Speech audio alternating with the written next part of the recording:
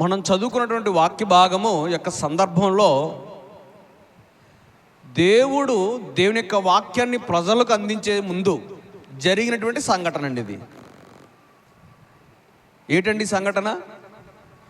దేవుని యొక్క వాక్యాన్ని, దేవుని యొక్క ఆజ్ఞలు ఇశ్రాయేలీలకి ఇవ్వడానికి ముందు జరిగినటువంటి సందర్భం అండి ఇదంతా. ఎంత రోమాలు నిక్కబొడిసేటట్లుగా ఉంటుందండి మనం చాలా జాగ్రత్తగా చదివితే. దేవుని యొక్క వాక్యము వారి వినికిడిలో రాకమునుపు, వారి మధ్యలోనికి రాకమునుపు దేవుడు వారిని సరిచేసే విధానం చూడండి.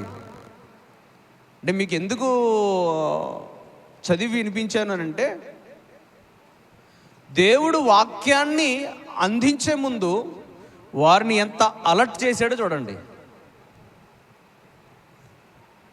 దేవుని యొక్క వాక్యాన్ని లేదా దేవుని యొక్క ఆజ్ఞలు వారి మధ్యలోనికి ఇస్తున్నటువంటి సందర్భం ఉండదు.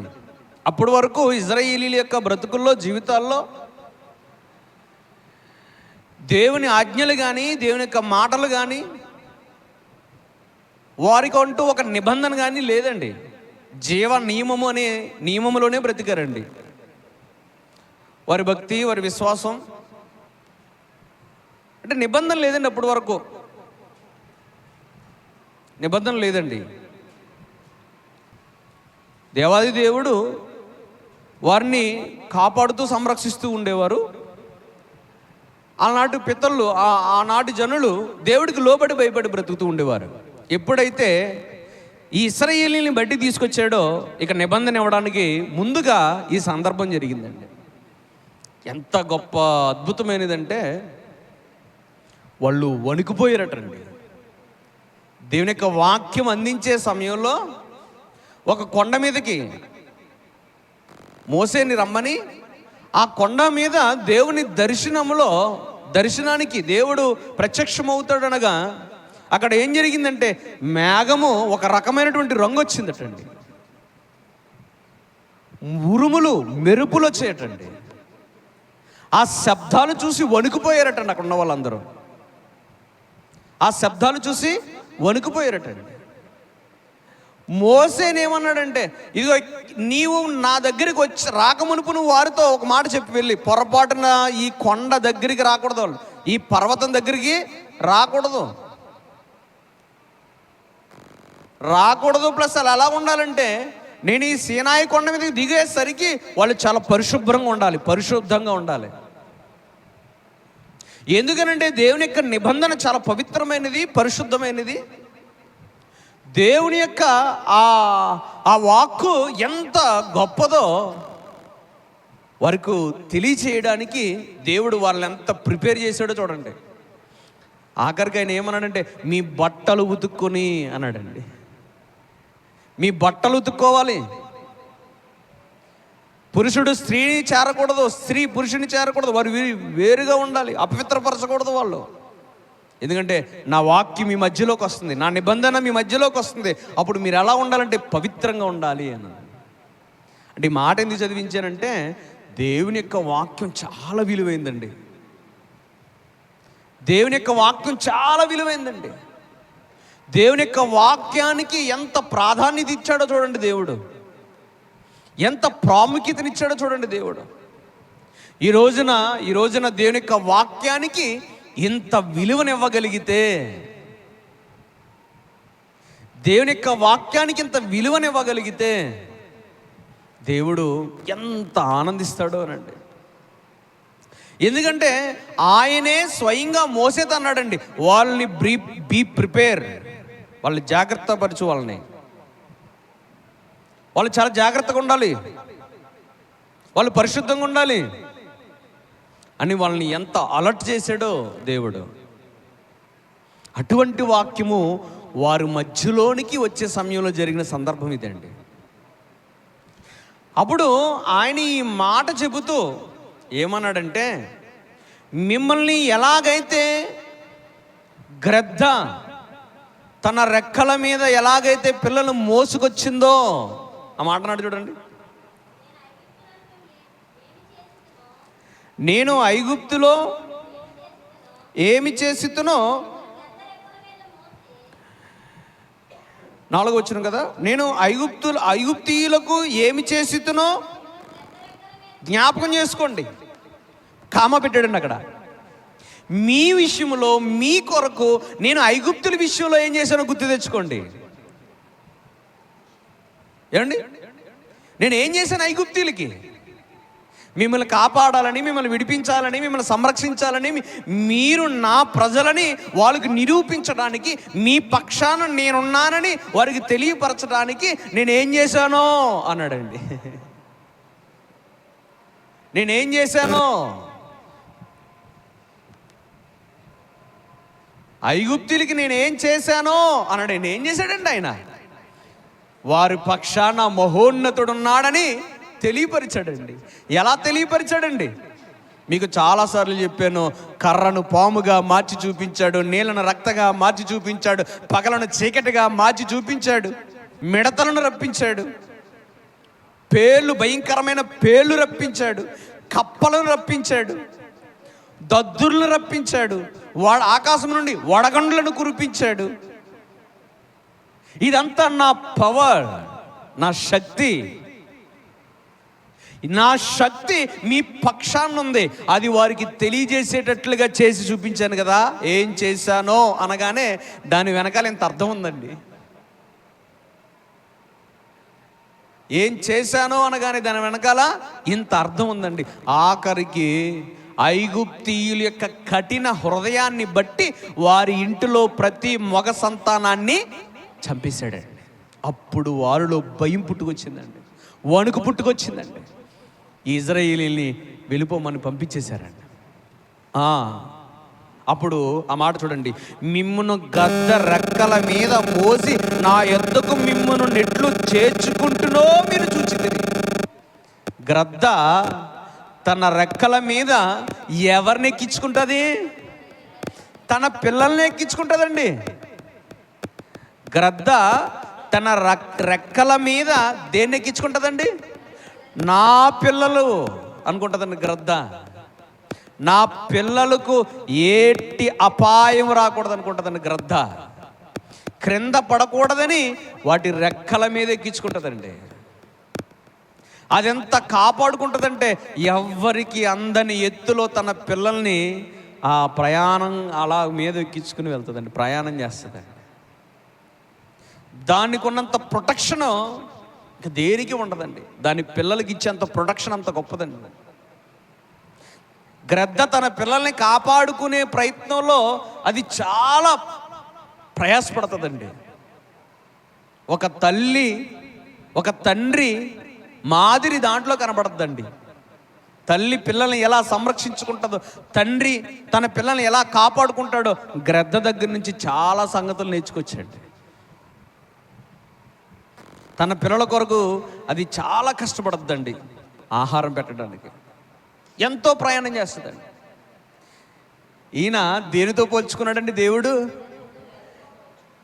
దేనితో పోల్చుకున్నాడండి? దేవుడు గ్రద్ద. దేవుడు గ్రద్ద అయితే గ్రద్ద రెక్కల మీద ఉన్నది ఎవరండి?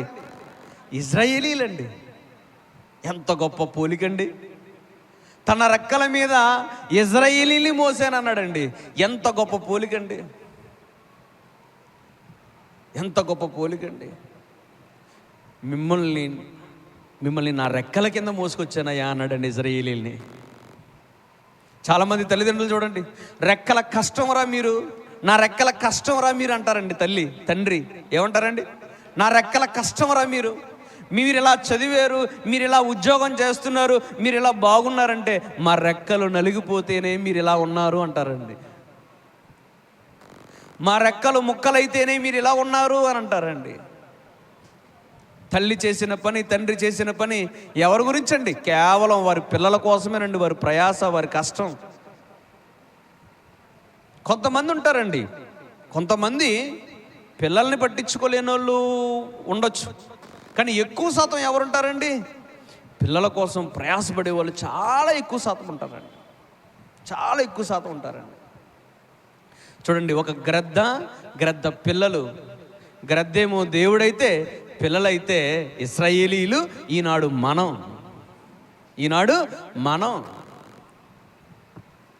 ఆనాడు ఇశ్రాయేలీలకి చెప్పాడు, మీరు నా వాక్యానికి ఎంత విలువ ఇవ్వాలో చెప్పాడండి. చూడండి అక్కడ ఆ మాటను చూడండి, ఏమండి 5వ వచనంలో, కాగా అంటే కాబట్టి. దేన్ని బట్టి, ఎందుకు కాబట్టి అంటున్నాడంటే, మిమ్మలను విడిపించడానికి ఐగుప్తీయులకి ఎంత చేశానో, అంతేకాకుండా అక్కడ నుండి ఐగుప్తు నుండి మిమ్మల్ని బయటికి తీసుకురావడానికి ఎలా మోసుకొచ్చానో గమనించి గ్రహించి అలా చేశాను కాబట్టి ఏమన్నాడండి, కాబట్టి కాగన్న ప్లేస్లో, కాబట్టి మీరు నా మాట శ్రద్ధగా వినాలి. ఏమాట వినాలటండి, దేవుని మాట శ్రద్ధగా వినాలి అన్నాడండి. దేవుని మాట శ్రద్ధగా విని అన్నాడండి. దేవుని యొక్క వాక్కు వారి మధ్యలోనికి రాకమునుపు, దేవుని నిబంధన వారి మధ్యలోనికి రాకమునుపు దేవుడు చెబుతున్న మాట ఏంటంటే, దేవుడు వారికి ఏం చేశాడో చెప్పాడు, ఇప్పుడు వారు దేవునికి ఏం చెయ్యాలో చెప్తున్నాడండి. 2 సంగతులు ఉన్నాయండి. దేవుడు ప్రజలకు ఏం చేశాడో చెప్పాడు, ప్రజలు దేవునికి ఏం చెయ్యాలో చెప్తున్నాడండి. దేవుడు ఇప్పుడు కూడా అన్యాయంగా మాట్లాడండి. దేవుడు పక్షపాతి కాదండి. దేవుడు ఎవరి మీద భారం మోయడండి. దేవుడు ఎవరిని ఇబ్బంది పెట్టడండి. దేవుడు వారిని కాపాడాడు, ఇంకా వారిని చేర్చుకోవడానికండి ఈ మాటలు చెప్తా. చూడండి, నా నిబంధన, మీరు నా మాట శ్రద్ధగా విని నా నిబంధనను అనుసరించి నడిచిన ఎడలా. మళ్ళా ఇంకోటి ఉందండి, ఎడలా అన్నాడు, చూసారా? ఎడలా అన్నాడు కదా, ఒక మాట అన్నాడు, 2 మాటలు అన్నాడండి. మీరు నా మాట శ్రద్ధగా విని, 2 నా నిబంధనలను అనుసరించిన ఎడల అంటే 2 మాటలు ఉన్నాయండి. వారికి 1 మాట చెప్పబోయే ముందు ఇంకో 2 మాటలు చెప్తున్నాడండి. వారికి భరోసా ఇవ్వక మునుపు, మరలా వాళ్ళకి ఏం చేస్తాడో చెప్పక మునుపు ఇంకో 2 మాటలు చెప్తున్నాడు. ఏంటంటే, నా మాట శ్రద్ధగా విని నా నిబంధనలను అనుసరిస్తే మీరు ఎటువంటి వారు అవుతారో తెలుసా? ఈ ప్రపంచంలో సమస్త దేశంలో అంటే ఏంటండి, సమస్త దేశాలు అంటే ఏమండి, ప్రపంచమంతా సమస్త దేశములో, సమస్త దేశ జనులలో నాకు స్వకీయ సాంపత్యమగుదురు. ఏంటండి, స్వకీయ సాంపత్యమగుతారటండి, స్వకీయ సంపద. ఈ మాట చాలా లోతైన మాట అండి. మీరు దాన్ని ఆలోచించగలిగితే, మనమే గనక ఆయన వాక్యాన్ని శ్రద్ధగా విని ఆయన ఆజ్ఞలను అనుసరించగలిగితే మన ఎవరి ఆస్తి అయిపోతామట? దేవుని ఆస్తి అండి. మన ఆస్తిని కాపాడుకోవడానికి ఎంత జాగ్రత్త పడతామో దేవుడు తన పిల్లలను అంత జాగ్రత్తగా కాపాడుతాడట. మన ఆస్తిని కాపాడుకోవడం విషయంలో మనం ఎంత జాగ్రత్త పడతామో తన పిల్లల్ని కాపాడుకోవడానికి అంత జాగ్రత్త పడతాడటండి. ఎందుకంటే మనము ఆయన మాట విని ఆయన నిబంధన అనుసరిస్తే ఆస్తిలాగా కాపాడుకుంటాడటండి దేవుడు. మనం ఎవరి ఆస్తి అయిపోతామట? దేవుని ఆస్తి. నీవు దేవుని ఆస్తి అయితే నిన్ను ముట్టుకుని వాడు ఎవడైనా ఉంటాడండి? నిన్ను టచ్ చేయడానికి ఎవడైనా సరిపోతాడండి? సరిపోడండి. కానీ మనం ఎవరు ఆస్తిలా మారిపోవాలండి? నేను 90 కేజీల ఆస్తి నేను ఎవరికి? దేవునికండి. నిజం, నమ్మండి. నేను దేవుని మాట వింటే, నేను దేవుని నిబంధన అనుసరిస్తే 90 కేజీల బంగారాన్ని ఎవరికి? నా దేవునికండి. నిజం అండి. 90 కేజీల బంగారాన్ని నా దేవునికి నేను, ఎందుకంటే ఆయన మాటని శ్రద్ధగా వింటున్నాను. అప్పుడు ఈ బంగారాన్ని ఎవరైనా ఏమండి ముక్కలు చేసి పట్టుకెళ్ళగలరా? ఈ బంగారాన్ని ఎవరైనా టచ్ చేయగలరండి? బంగారాన్ని బద్దలు కొడదాం, బంగారాన్ని చితక్ కొడదాం, బంగారాన్ని దోచేసుకుందాం, బంగారాన్ని మట్టి కలిపేద్దామని అనుకుంటే తన ఆస్తిని దేవుడు అసలు ముట్టుకొనిస్తాడండి? దేవుడు నీ విషయంలో దేవుడు అలా అనుకుంటే, నీ విషయంలో దేవుడు నా ఆస్తి అని అనుకుంటే అసలు నిన్ను ముట్టుకొనివ్వడండి ఎవరిని కూడా. నా నిబంధన అనుసరించి నడిచినలా నా మాట శ్రద్ధగా విని నా నిబంధన అనుసరించి నడిచినలా మీరు సమస్త దేశ జనుల్లో నాకు స్వకీయ సాంపత్యమగుదురు. ఇంకో మాట చెప్తున్నానండి, ఈ సమస్త భూమి నాదే కదా, మీరు నాకు యాజక రూపమైన రాజ్యముగాను పరిశుద్ధమైన జనముగాను ఉందురని చెప్పాను. ఇంకో మాట ఏమన్నాడండి? రాజ్యం, యాజక రూపమైన రాజ్యం. యాజకత్వం అంటే ఏంటో తెలుసండి? పవిత్రమైనది, పరిశుద్ధమైనది. దేవుని మందిరములో యాజకుడు ఉన్నాడు అని అంటే ఆ యాజకుడు పవిత్రమైన వాడు, పరిశుద్ధమైన వాడు. ఆ మందిరంలో అతడు విజ్ఞాపనలు చేసేవాడు, దేవునికి బలులు అర్పించేవాడు. ఇప్పుడు ఆయన మాట శ్రద్ధగా విని ఆయన నిబంధనను అనుసరిస్తే, ఒకటి ఆయనకు మనం స్వకీయ సాంపత్యం అవుతామట, రెండు యాజక రూపమైన రాజ్యం, పవిత్రమైన పరిశుద్ధమైన రాజ్యం. యాజకుడు అనగా ప్రత్యేకింపబడినవాడు, ప్రత్యేకింపబడినవాడు అండి. ఇప్పుడు మనమందరం ఆయనకి ఎటువంటి వారమాట? ప్రత్యేకమైన రాజ్యం, పరిశుద్ధమైన రాజ్యం, పవిత్రమైన రాజ్యం. తన రాజ్యాన్ని ఎవరైనా ముట్టుకొని ఇస్తాడండి? భారతదేశంలో పరాయి పాక్ దేశపు ఉగ్రవాదులు వచ్చి భారతదేశంలో కొంతమందిని చంపితే ఈ దేశపు ప్రధాని ఎలా రెస్పాండ్ అయ్యాడండి? ఈ దేశపు ప్రధాని ఎలా స్పందించాడండి? నా దేశ జనుల మీద ముట్టుకున్న మిమ్మల్ని తుడిచిపెట్టేస్తానన్నాడండి. ఏమన్నాడండి ప్రధాని? మన భారతదేశ ప్రధాని ఏమన్నాడండి? నరేంద్ర మోడీ, నా దేశ స్త్రీల నుదుటి మీద బొట్టు చెరిపిన మిమ్మల్ని అదే స్త్రీలతో సింధూర్ కదండి, సింధూర్ ఆపరేషన్ అని పేరు పెట్టి, సింధూరం అండి, సింధూరం అనగా నుదుటి మీద రాసే ఆ బొట్టు అండి, ఆ పేరు పెట్టి ఆ స్త్రీలతోనే ఆ పాక్ మీద బాంబులు వేయించాడండి. దెబ్బకు దెబ్బ, ప్రతీకారానికి ప్రతీకారం. దానికి కారణం ఏంటండి? నా దేశాన్ని ముట్టుకున్నావు నువ్వు, నా రాజ్యం జోలికి వచ్చావు, నా రాజ్యపు ప్రజల జోలికి వచ్చావు, నా రాజ్యంలో ఉన్న పురుషులను చంపేశావు, నా రాజ్యంలో ఉన్న స్త్రీల యొక్క మాంగళ్యాన్ని నువ్వు తెంపేశావు, తుడిసేసావు. అదే తెగుబడిన మాంగళ్యపు స్త్రీల చేత, స్త్రీ జాతి చేత నీ దేశములో నడిబొడ్డులో నా పవర్ ఏంటో చూపిస్తానని మోడీ ఏం చేయడం తెలుసండి? యుద్ధ విమానాల మీద వెళ్ళి స్త్రీలు వాళ్ళంతా చూసి వచ్చారండి. ఆ బాంబులు వేసి వచ్చిన వెంటనే స్త్రీలను అందరూ పొగిడారండి. ఆరిద్దరు స్త్రీలని పొగిడారు. వీళ్ళకి అవకాశం ఇచ్చింది ఎవరు? మోడీ. ఎందుకు అవకాశం ఇచ్చాడు? తన రాజ్యం జోలికి వచ్చినందుకంటే. ఒక చిన్న రాజ్యమైనటువంటి భారతదేశం, తన భారతదేశానికి ఎవరైనా హాని చేస్తే ఊరుకున్నటువంటి రాజు, ఈ సమస్త భూమి నాదే కదా అన్నాడండి. దేవుడికి ఈ సమస్తము సొత్తు అండి. ఈ ప్రపంచమే ఆయన సొత్తు అండి. ఆయన రాజు, ప్రపంచానికి రాజు అండి ఆయన. ఈ ప్రపంచంలో ఉన్న నిన్ను రాజ్యముగా ఎన్నుకున్నాడండి. నీ ఒక రాజ్యం, మనమందరం ఒక రాజ్యం అండి. క్రీస్తు సంఘం ఆయన రాజ్యం అండి. ఆయన రాజ్యములో ఉన్న నిన్ను ఎవరైనా ముట్టుకుంటే ఆ రాజు ఊరుకుంటాడండి? ప్రధానమంత్రి ఊరుకోలేనప్పుడు ప్రపంచానికి రాజు యెహోవా దేవుడు, నీకు రాజు దేవుడు. నీ రాజు నీకేమైనా ఊరుకుంటాడా? ఊరుకోడండి. అయితే ఒక కండిషన్ ఏంటంటే ఆయన మాట వినాలి.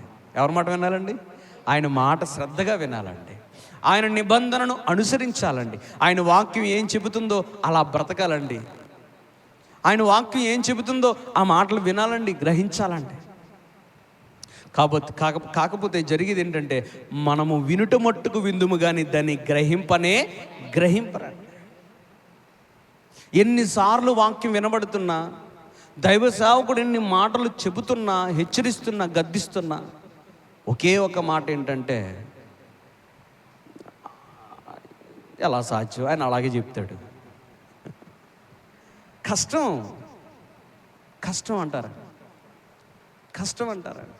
కానీ వినగలిగితే, శ్రద్ధగా వినగలిగితే, అనుసరించగలిగితే మన లైఫ్ ఎలా ఉంటుందంటే సొంత ఆస్తి ఆయనకి. ఆయన రాజ్యం అంటండి, మనము ఆయన రాజ్యం అంటండి. ఆయన రాజ్యానికి ఆయన రాజ్యంలో ఉన్న వారి జోలికి వస్తే రాజు ఊరుకోడండి. అలనాడు రాజ్యాల మీదకి రాజ్యాలు ఎగబడి ఎందరో ప్రాణాలు కోల్పోయారండి, గనులైన రాజులు. ఈ రోజున నీ పక్షాన నా పక్షాన యుద్ధం ఆడడానికి యుద్ధము చేయువాడు యెహోవా. అయితే నువ్వు ఆయనకి రాజ్యంగా మారాలి, నువ్వు ఆయనకి స్వకీయ సాంపత్యము కావాలి. అందుకు మనం ప్రయాసపడాలి, ప్రయత్నం చేయాలి. ఆయన ఆస్తిగా మారడానికి, ఆయన రాజ్యముగా మారడానికి మనం ప్రయాస కృషి చేస్తే ఆయన దృష్టిలోకి వెళ్తాం మనం. అప్పుడు మనల్ని కాపాడుతాడు దేవుడు. స్వకీయ సాంపత్యమగుదురు, సమస్త భూమి నాదే కదా, మీరు నాకు యాజక రూపమైన రాజ్యముగాను పరిశుద్ధమైన జనముగాను ఉందిరని చెప్పు వాళ్ళకి. అంతేకాదు, మీరు నాకు పరిశుద్ధమైన జనము అన్నాడండి. పరిశుద్ధ జనము జోలికి సాతానుడు రాలేడండి. మనం పరిశుద్ధులమైతే, మనం పవిత్రులమైతే, మన హృదయం నిర్మలమైనదైతే, మనము పరిశుద్ధులమైతే ఇక దేవుడు మనల్ని ప్రొటెక్ట్ చేసేస్తాడండి, సంరక్షిస్తాడు. నీ పరిశుద్ధిని నీవు కుళ్ళు పట్టనీయవు, అతన్ని పాతాళములో విడిచిపెట్టవు అనే ప్రవచనం ఉంటుందండి క్రీస్తు ప్రభు వారి గురించి. క్రీస్తు ప్రభు వారు పరిశుద్ధుడు, క్రీస్తు ప్రభు వారు పవిత్రుడు. ఆయనపై మరణము పెత్తనము చేసినప్పుడు, ఆ మరణ బంధకములో బంధింపబడినప్పుడు దేవుడట అతన్ని ఆ మరణములో నుండి బయటికి తీసుకొస్తాడటండి. మరణములో నుండి బయటికి తీసుకొస్తాడటండి. పరిశుద్ధమైన జనముగాను ఉందిరని చెప్పుము. నువ్వు ఇజ్రాయేలుతో పలకవలసిన మాటలు ఇవే. కాబట్టి చూడండి, దేవుని యొక్క వాక్యము వినడం వల్ల ఎంత లాభం ఉందో చూడండి. దేవుని యొక్క వాక్యాన్ని గ్రహించడం వల్ల, దేవుని యొక్క వాక్యాన్ని గ్రహించి శ్రద్ధగా అనుసరిస్తే ఎంత లాభం ఉందో చూడండి. దేవాది దేవుడే, మహోన్నతుడే నీ పక్షాన ఉంటాడు. ఏ స్థితికి వెళ్ళిపోతావంటే ఆయన సాంపత్యములోకి వెళ్ళిపోతావు, ఆయన ఆస్తిలోకి వెళ్ళిపోతావు, ఆయన రాజ్యములోకి వెళ్ళిపోతావు, పరిశుద్ధుల లిస్టులోకి నువ్వు వెళ్ళిపోతావండి. పరిశుద్ధులను ఎంతగా కాపాడాడు దేవుడు. నోవాహు పరిశుద్ధుడండి, అబ్రహాము పరిశుద్ధుడండి, హానోకు పరిశుద్ధుడండి. ఇలాగ చెప్పుకుంటూ పోతే చాలామంది పరిశుద్ధులు ఉన్నారండి. వారందరినీ కూడా కాపాడిన దేవుడు, వారందరినీ హెచ్చించిన దేవుడు, వారందరినీ ఆశీర్వదించిన దేవుడు. కాబట్టి అట్టి కృప, అట్టి కాపుదల మనకి రావాలనంటే మనం దేనికి విలువ ఇవ్వాలి? దేవుని యొక్క వాక్యానికి విలువ ఇవ్వాలి. దేనికి ప్రాధాన్యత ఇవ్వాలి? దేవుని యొక్క వాక్యానికి ప్రాధాన్యత ఇవ్వాలి. ఈ సందర్భం చదివినప్పుడు దేవుడు ఎంత కేర్ తీసుకున్నాడో చూడండి, ఎంత కేర్ తీసుకున్నాడో. దేవుని యొక్క వాక్యము వారి మధ్యలోనికి వస్తూ ఉన్నప్పుడు మిమ్మల్ని మీరు పరిశుద్ధపరచుకోండి అన్నాడండి. మిమ్మల్ని మీరు పరిశుద్ధపరచుకోండి, మీ బట్టలు ఉతుక్కోండి.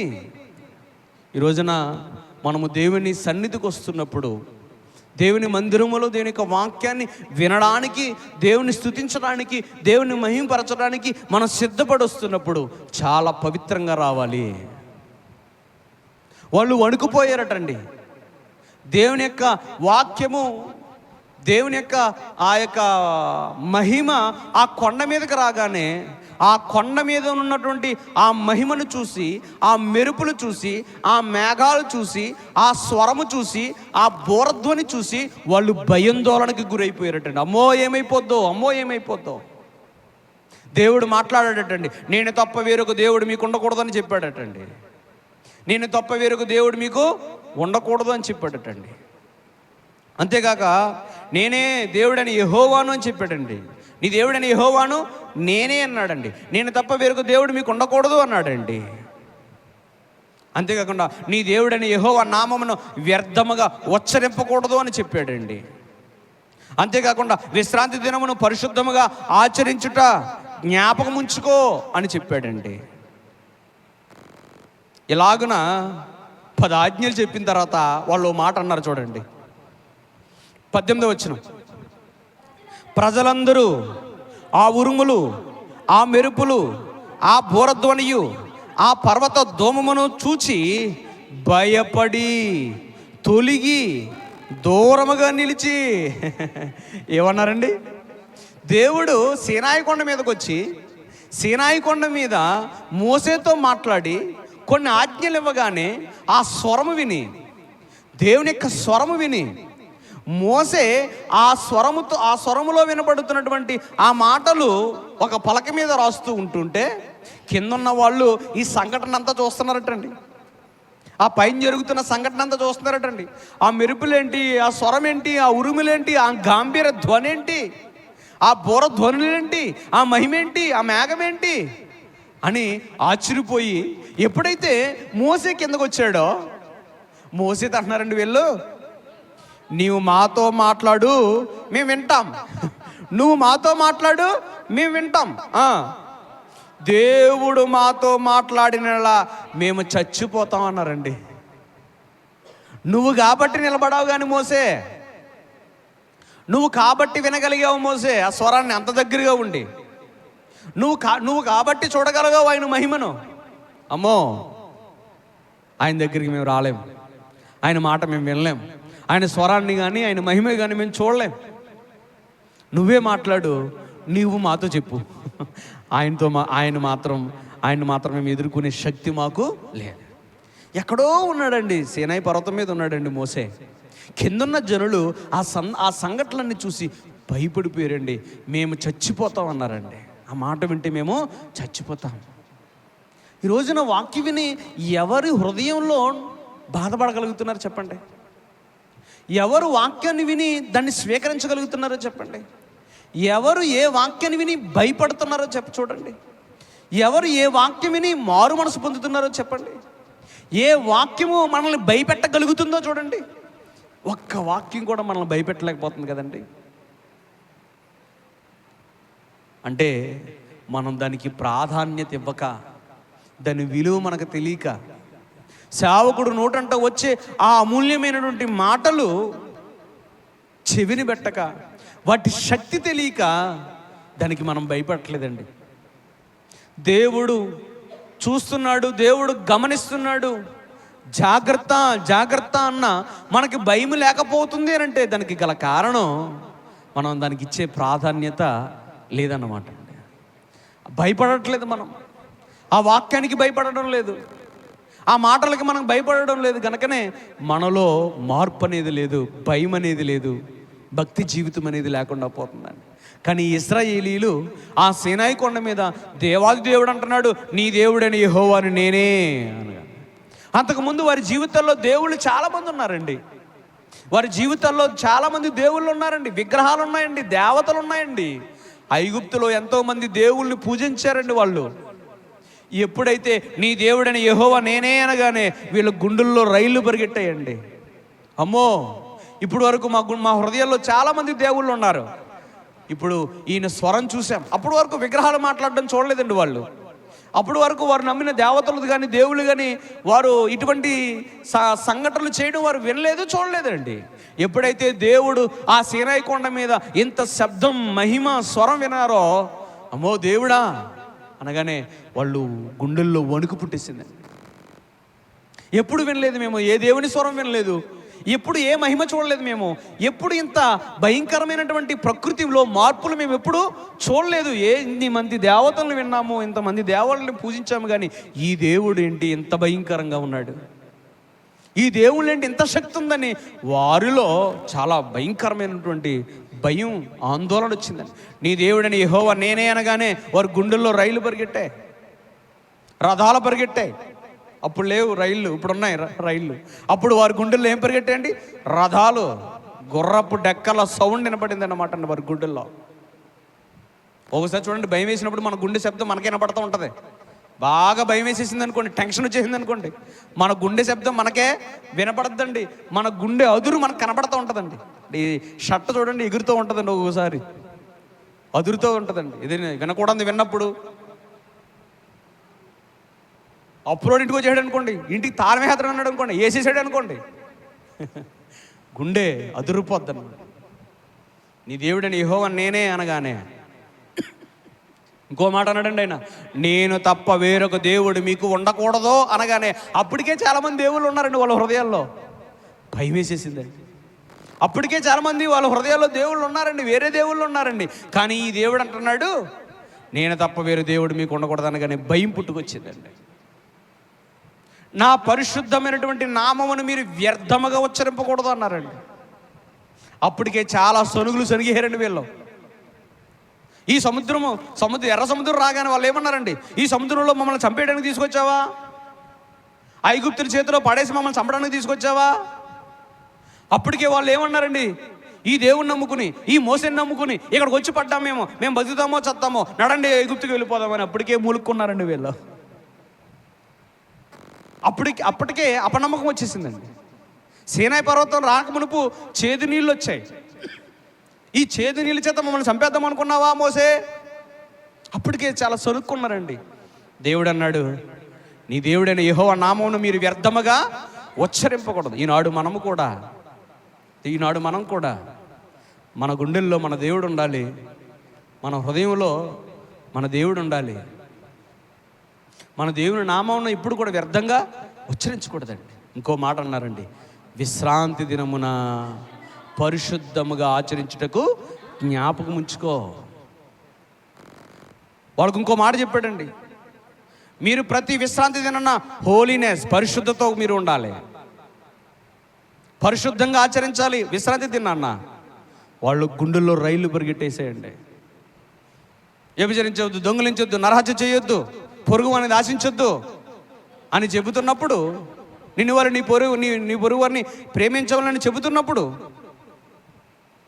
వారిలో భయం పుట్టుకొచ్చేసి ఆఖరికి ఏమన్నారండి, మోసే నీవు మాతో మాట్లాడు కానీ దేవుడు మాతో మాట్లాడొద్దు, ఒకవేళ దేవుడు మాతో మాట్లాడా మేము చచ్చిపోతాం. అప్పటికే వారిలో గుండెల్లో చాలా గుణపాలు పొడిచేశాడు దేవుడు ఆ మాటల చేత, భయంకరమైన స్వరం చేత. అందుకు మోసే భయపడకండి, మేము పరీక్షించుటకును మీరు పాపము చేయకుండా ఉన్నట్లుకును ఆయన భయము మీకు కలుగుటకును దేవుడు ఏం చేసినని ప్రజలతో. ఎందుకు వచ్చాడటండి దేవుడు? అమ్మా ఎందుకు వచ్చాడట? మిమ్మల్ని పరీక్షించడానికి వచ్చాడటండి. మిమ్మల్ని పరీక్షించడానికి వచ్చాను, పాపం చేయకుండా ఆయన భయం ఏంటో మీకు తెలియజేయడానికి వచ్చాడు, ఆయన శక్తి ఏంటో చూపించడానికి వచ్చాడు. మనకు ఆయన శక్తి తెలియడం లేదు, ఆయన భయం తెలియడం లేదు, పాపంలో కొనసాగుతున్నాం. ఒక మాట చెప్పాలనుకుంటున్నాను ఈ సందర్భంగా, మనం దేవుని యొక్క వాక్యానికి విలువిస్తే ఆయన మనల్ని ఆస్తిలా కాపాడుకుంటాడు, రాజ్యంలా కాపాడుకుంటాడు, తన పిల్లలుగా చూసుకుంటాడండి. అలా ఉన్ననాడు మనం చాలా ధైర్యంగా బ్రతకొచ్చండి. ఈ లోకంలో ఉన్నంత కాలము దేనికి భయపడక్కర్లేదండి. ఎందుకంటే మన దేవుడు సర్వోన్నతుడు, సర్వశక్తిమంతుడు, భయంకరము కలిగినటువంటి వాడు, మహిమ కలిగిన వాడు. అటువంటి దేవుని కలిగి ఉన్న మనము అధైర్యపడక్కర్లేదు, దిగులు పడక్కర్లేదు, చింతింపక్కనక్కర్లేదు. ఇటువంటి వాక్యాలు మన హృదయాల్లోకి వెళ్ళాలండి. ఇటువంటి వాక్యాలు మన హృదయాల్లోకి వెళ్ళాలి. కాబట్టి దేవుని యొక్క వాక్యం చాలా మూల్యమైందండి, చాలా గొప్పదండి, చాలా గొప్పదండి, చాలా విలువైందండి. ఆ వాక్యాన్ని మనం సంపాదించగలిగితే మనము ఆస్తిపరులమండి, మనము ఆస్తిపరులమండి. కాబట్టి మన వాక్యానికి విలువనిద్దాం, వాక్యానికి ప్రాధాన్యత ఇద్దాం. దేవుని దగ్గర నుంచి మనము అనేకమైనటువంటి దీవెన, కాపుదల, ఆశీర్వాదాలు సంపాదించుకుందాం. అందరికీ వందనాలండి.